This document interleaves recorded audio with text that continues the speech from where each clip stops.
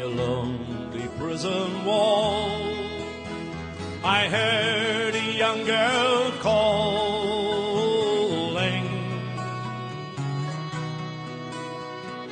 Michael, they have taken you away,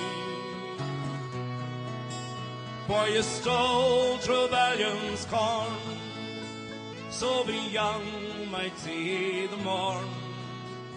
Now a prison ship lies waiting. President, thank you. Right. And I wanted to vote for him, but we weren't allowed. I'll tell you now, when I was growing up in Ireland, I never realised how fortunate I was, because I grew up in a place, like in a little town in Ireland, Tralee, and my life was kind of going to school, going hunting, going fishing, playing football, and that took up the majority of my lifetime before I went to work. And I never knew how good I had it. I just loved it. Then I immigrated when I was 21 years old. I came here to the United States. And to this day, I remember coming over the Whitestone Bridge and looking down at New York. It was a sunny day, it was beautiful. I'm looking down New York and I said, man, this is where I want to be. Yeah. And I never lost the feeling. Never lost that feeling.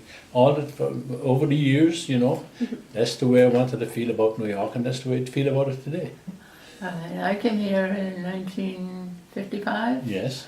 Yeah, and I was fortunate enough to have 2 sisters and 2 brothers here. And so I lived with my sisters on Webster Avenue and until I got married. But in the meantime, I got a job working for McGraw-Hill Publishing Company.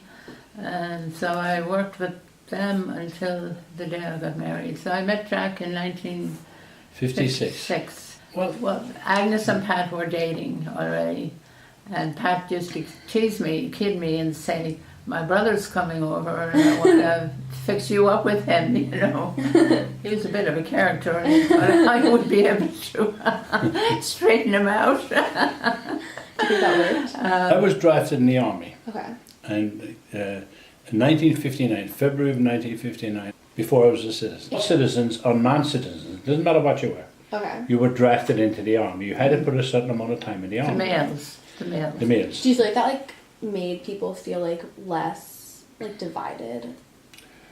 No, I think it, we both know our positions. We knew that, shall we say, the natural born citizens here. Right. We know they had certain privileges that we didn't have yet, but we aspired to the privileges that they had. So we know we were eventually going to have those privileges also. I remember the day I was sworn into the army, and they had an oath. Citizen, you had to do that. This was when I was going in the army. I deny allegiance to any other state, sovereignty or potentate. And I'm saying to myself, I'm denying my allegiance to Ireland. He said, give me a minute, I said, I want to read this. He said, I need a little more time. I said to myself, I got to deny allegiance to Ireland. That was at that time, having come about 3 years previously from Ireland, I was still into all the Irish ways, the Irish football and all, and it kind of stunned me. I said to myself, well, you came to this country to become a citizen anyway, so what are you talking about? So I took the oath. Yeah, you do what you have to do. And there was a division between, we said, people were kind of gravitated towards their own nationality. So there were names like they didn't treat each other very well. If they heard the people speaking today they spoke then, they called an Irishman a Mick, they called an Italian a Wap, and they had all these different. Polish was a Polak. Gradually, I came to realize that that this would be divisive rather than using this type of nomenclature. Would be divisive rather than unifying. So I became a person that I wouldn't use that language. Right.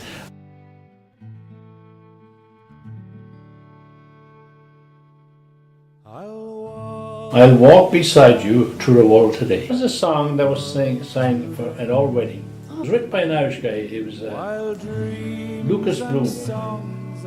I always wanted to come here. I'll look into your eyes and hold your hand. I'll walk beside you through the golden land. Well, we had lived in the apartment, so Agnes and myself, where I came, and so we always had parties going on, you know, so it was a lot of fun. The sunset gleams. I'll walk beside you to the land of dreams.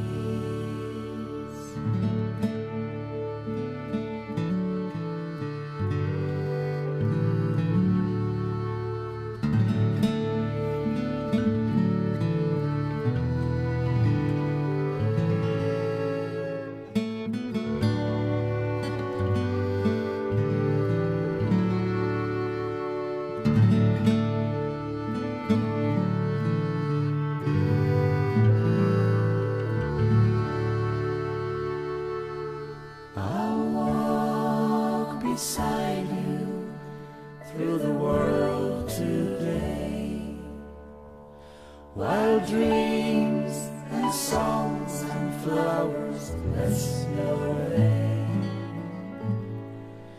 I'll look into your eyes and hold your hand. I'll walk beside you to the golden